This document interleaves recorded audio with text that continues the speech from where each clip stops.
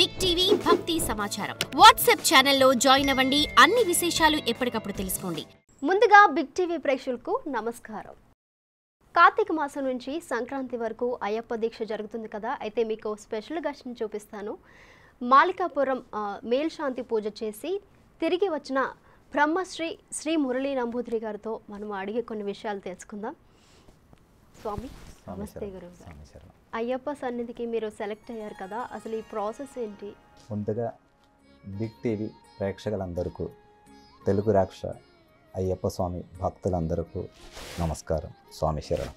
నేను గత 30 సంవత్సరం క్రితం హైదరాబాద్కు రావడం, అక్కడే రాజ్భవన్ రోడ్ సోమాజిగూడ అయ్యప్ప స్వామి ఆలయంలో ప్రతిష్ట జరగడం, అక్కడ నుంచి అయ్యప్ప స్వామి గుడిలో మేల్శాంతిగా అంటే మెయిన్ ప్రీస్ట్లుగా మా పూజ మొదలైంది. అక్కడ నుంచి 30 సంవత్సరం తర్వాత ఈ ఒక అదృష్టం అంటే శబరిలో పూజ చేసే ఒక అదృష్టం ఆ భగవంతుడు నాకు ఇచ్చాడు. గత 30 సంవత్సరం కేరళ నుంచి ఇక్కడ వచ్చి ఈ పూజ చేపట్టి నాకు ఇంత మాత్రం తెలుగు స్పష్టంగా మాట్లాడే అదృష్టం దొరికింది. అంటే ఎన్ని సంవత్సరాల నుంచి చేస్తున్నారు గురువు గారు? నేను 30 సంవత్సరం నుంచి ఇక్కడ మేల్శాంతిగా ఇక్కడ అయ్యప్ప స్వామి టెంపుల్లో ప్రధాన అర్చకుడు, మేల్శాంతి అంటాం. ప్రధాన అర్చకుడు అంటే మేల్శాంతిగా ప్రతిష్ట జరగడం, అది దాని తర్వాత మేల్శాంతిగా చేస్తూ ఉంటే ఈ యొక్క అదృష్టం శబరిలో ఒక సంవత్సరం ఉండి అక్కడ అమ్మవారి దగ్గరే పూజ చేసి, మాళికపురం అమ్మవారి దగ్గరే సంవత్సరం పాటు అక్కడే ఉండి పూజ చేసి అక్కడ విధానాలు, అక్కడ పూజా విధానాలు ఎలా ఉంది, ఎలా జరుగుతుండదు అక్కడ పూజ, ఇవన్నీ నేర్చుకోవడం, తెలుసుకోవడం జరిగింది. అక్కడ స్వామి మాలికాపురం విశిష్టత ఏంటి గురువు? మాలికాపురం అంటే అమ్మవారు. అమ్మవారు అంటే అయ్యప్ప స్వామి పక్కనే మాలికాపురం అమ్మవారు ఉంటుంది. రెండు ఒకటే పక్క పక్కనే ఉంటుంది.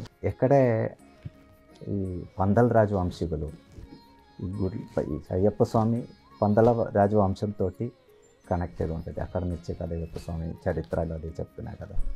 అక్కడ నుంచి ఈ పందల రాజు వంశులు ఎక్కడ వెళ్ళినా అక్కడ ఒక అమ్మవారి ఆలయం అంటే మధుర మీనాక్షి సంకల్పం, ఒక మాత తల్లి సంకల్పంలో ఒక ప్రతిష్ట జరుగుతుంటుంది.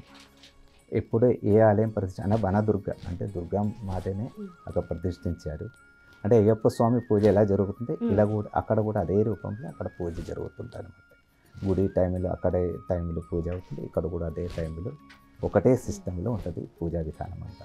అంటే ఇప్పుడు అయ్యప్ప స్వాములు మాలలు వేసుకుంటున్నారు అందరూ, అంటే కొంతమందికి తెలీదు అయ్యప్ప స్వామి ఆచారాలు ఏంటి, నియమ నిబంధనలు ఏంటి అని చెప్పి కొంచెం తెలియజేస్తారు. తప్పకుండా.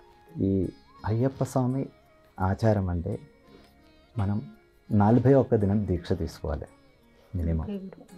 మ్యాక్సిమం ఎంతైనా చేసుకోవచ్చు, తప్పులేదు. మినిమం అనేది 41 దినం.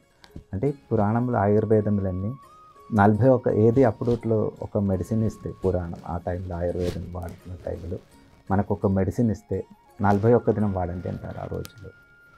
అంటే ఈ యొక్క దీక్ష కూడా స్పెషాలిటీ అది. మినిమం మనం 41 దినం దీక్ష తీసుకోవాలి.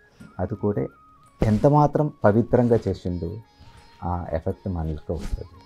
అది దీక్ష అనేది తప్పక మార్నింగ్ సాయంత్రం ఎర్లీ మార్నింగ్ అయినంత వరకు 3 గంటల నుంచి 5 లోపల స్నానం చేసుకోవడం, తర్వాత అయ్యప్ప స్వామి అందరూ పూజ చేసుకోవాలి. అయ్యప్ప స్వామి వారి అష్టోత్తర సహస్రనామం చదివి పూజ చేసుకొని మంగళహారతి ఇచ్చి అల్పాహారం ఏదైనా పదార్థాలు తీసుకోవడం.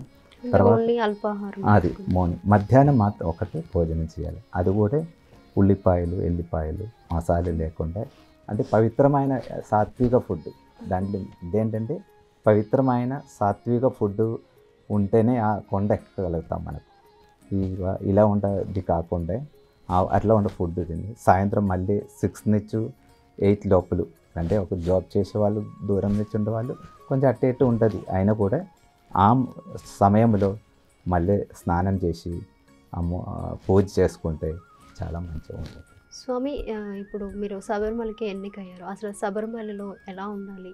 ఇప్పుడు ఎన్నిక అయినాక అది ఇదొక పెద్ద ప్రాసెస్. ఈ ప్రాసెస్ అనేది మినిమం ఒక మేజర్ టెంపుల్లో 10 నుంచి 15 సంవత్సరం వరకు పూజ చేసే ఎక్స్పీరియన్స్ ఉండాలి మెయిన్ పూజారిగా. అది కూడా కేరళ శాస్త్ర విధంగా తాంత్రిక పూజ తెలిసిన వాళ్ళకి అది కూడా కేరళ నంబూదిరి బ్రాహ్మణ్స్కి ఈ అర్హత ఉంటుంది అన్నమాట. తర్వాత ఇది అయినాక మనం ఆ 10 to 15 years ఎక్స్పీరియన్స్ వచ్చినాక అక్కడ నోటిఫికేషన్ దేవస్థానం ఎక్స్పీరియన్స్ ఉండాలి, మినిమం ఎక్స్పీరియన్స్, మ్యాక్సిమం ఎంతైనా ఉండొచ్చు. ఇది తర్వాత అక్కడ నుంచి నోటిఫికేషన్ వస్తుంది. ఆ టైంలో మనం ఈ ఎక్స్పీరియన్స్, మన ఎడ్యుకేషన్ క్వాలిఫికేషన్ అనేది మినిమం 10 ఉండాలి, మ్యాక్సిమం ఎంతైనా ఉండొచ్చు. అప్పుడు ఇవన్నీ మనం ఈ క్వాలిఫికేషన్స్, ఈ సర్టిఫికేట్స్ అన్ని పెట్టి సైన్ చేసి మన హెల్త్ డిపార్ట్మెంట్ నుంచి, ఎస్పెషల్లీ అక్కడ 1 year ఉండాలి కదా, ఆరోగ్యం బాగుండాలి, ఎక్కడి నుంచి కదలడానికి లేదు అక్కడ. ఆ విధానంగా ఆ హెల్త్ డిపార్ట్మెంట్ నుంచి మన ఇంకా అన్ని రకరకాల కాంటాక్ట్ సర్టిఫికెట్, నాటివిటీ, ఇవి అన్ని సర్టిఫికెట్లు పెట్టి మనం అప్లై చేయాలి. అప్లై చేసినాక వాళ్ళు ఎంక్వైరీ చేసి ఈ పర్సన్ కరెక్ట్ అంటే వాడు ఇంటర్వ్యూకి పిలుస్తారు. ఇంటర్వ్యూ అనేది ఈ మా పూజ గురించి, శాస్త్రాల గురించి బాగా అడుగుతారు. ఆ ఇంటర్వ్యూ పాస్ అయిపోతే నెక్స్ట్ ఫర్దర్ స్టెప్ ఏంటంటే ఒక లాటరీ సిస్టమ్ అది, అంటే ఆ లాటరీ సీట్కి వాళ్ళు సెలెక్షన్ పెడతారు. ఈ లాటరీ సిస్టంలో పందల రాజా నుంచి 2 చిన్నారులు వస్తుంది. చిన్నారులు ఒక అబ్బాయి, ఒక అమ్మాయి, చిన్నపిల్లలు. అంటే ఇప్పుడు చిన్నపిల్లలు కూడా స్వామి మాల వేసుకుంటున్నారు గురువు గారు, అంటే ఎన్ని ఇయర్స్ నుంచి వేసుకోవాలి? అంటే చిన్న 10 years లోపల అమ్మాయిలు ఎప్పుడైనా వేసుకోవచ్చు, అబ్బాయిలకి అట్లా ఎప్పుడైనా కంటిన్యూ చేయొచ్చు. 10 తర్వాత 50 years వరకు వేయకూడదు, మాల వేయకూడదు. ఇంకొకటి ఈ పందల రాజవంశీకులు చిన్నారులు వచ్చి అక్కడ ఇది ఒక లాటరీలో పేరు పెట్టి అక్కడ స్వామిని అమ్మవారి దగ్గర అక్కడ పెట్టి పూజ చేసి బయటకు పెడతారు. అందులోంచి వాళ్ళు తీస్తే ఎవరి పేరు వస్తే వారు నెక్స్ట్ ఇయర్ అక్కడ పూజారిగా మేల్శాంతిగా ఉండాలి. అది ఇది సెలక్షన్ దొరికినాక ఇమ్మీడియట్ మనం వెళ్ళి ఎవరికి దొరికిందో వాళ్ళు ఇమ్మీడియట్ అక్కడికి వెళ్ళి స్వామివారు అమ్మవారి దర్శనం చేసినాక ఇక్కడికి వచ్చి కార్తీక మాసం ముందు రోజు మనం ఇరుముడితోటి షట్టికొండ ఎక్కి అక్కడ వెళ్ళినాక అక్కడ మెయిన్ ప్రధాన తంత్రికులు మనకు అభిషేకం చేసి లోపల తీసుకెళ్ళి మంత్రోపదేశం చేస్తారు. ఆ మంత్రోపదేశం చేసినాక ఇంకా ఎక్కడ వెళ్ళకూడదు. 1 సంవత్సరం మొత్తం అక్కడే ఉండి ఆ మంత్రంతో పూజ చేస్తూ ఉండాలి. తర్వాత మళ్ళీ నెక్స్ట్ ఇయర్ వచ్చే వాళ్ళకి ఇలాగ ఈ ప్రాసెస్ జరుగుతూ ఉంటుంది అక్కడ. అది అక్కడది ఒక శాస్త్రం. అంటే అయ్యప్ప స్వామి వేసుకున్న తర్వాత అంటే బయట ఏమైనా టిఫిన్ చేయొచ్చా గురుగారు? మామూలుగా అంటే అది ఇప్పుడు అది బాగుండదులేండి, మంచిగా మ్యాక్సిమం మనం అవాయిడ్ చేయాలి అయినంత వరకు.